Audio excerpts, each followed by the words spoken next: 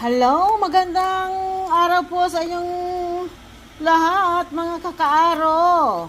Ayan po, kakaaro meaning is amigas, amigos. Walang pili.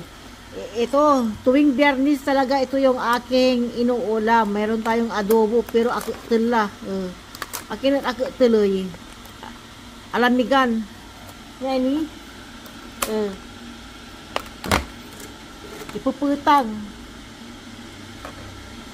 Ayan. Ipainit natin. So, ang hiling ko yung may taba-taba kasi gusto lang talaga yung yung skin tapos yung taba. Tapos meron tayong mainit na pansit.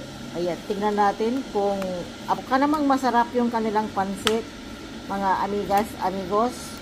At ito pa yung isa.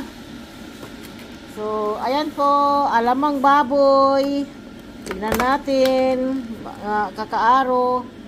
Ayan, may tawa-taba rin. Paborito ng aking amos. Maraming taba-taba yung skin Yan, kakainin ko yan. Tapos nagsasaing ako ng kanin ngayon. So, ito na po. Maraming salamat po sa inyong lahat. Ayan, ang sarap. Tapos, bagong saing na rice, no? Tapos, ito rin, meron din tayong sisig. Tingnan nyo yung sisig, puro baboy. Ay, yan, mukhang masarap yung kanilang sisig. Tingnan natin.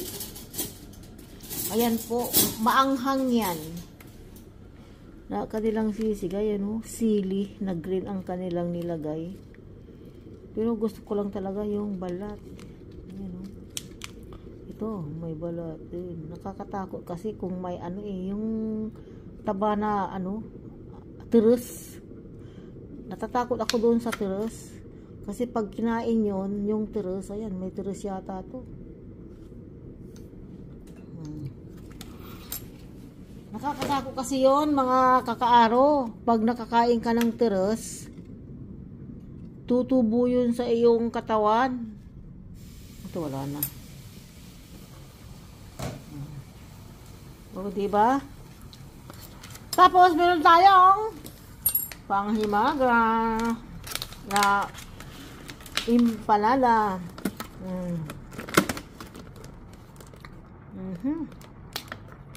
Yung samit. Anong pangalan nito? Wala kasi akong kahilig-hilig kumain ng tinapay, empanada. Yan. Binigay lang yan sa akin ng aking kaibigan.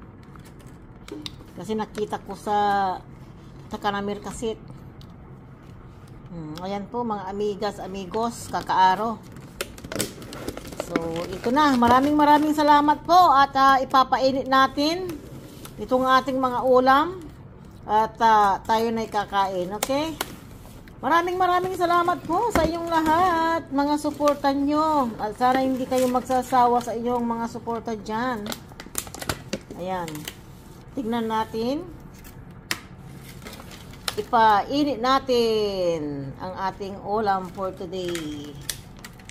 So, maraming salamat po sa inyong lahat and God bless us all. Bye! Ito na po. Bye!